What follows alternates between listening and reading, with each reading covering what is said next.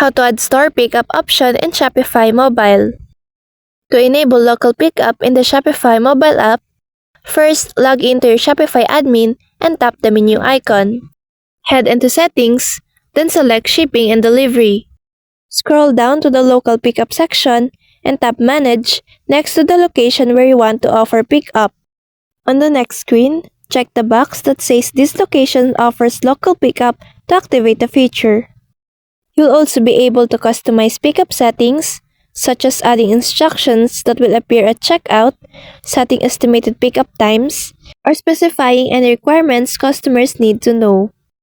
Once you finish adjusting the details, be sure to tap Save to confirm the changes. This setup allows customers to skip shipping altogether and collect their orders directly from your store. So that's all for this video. I hope this helps. Thank you.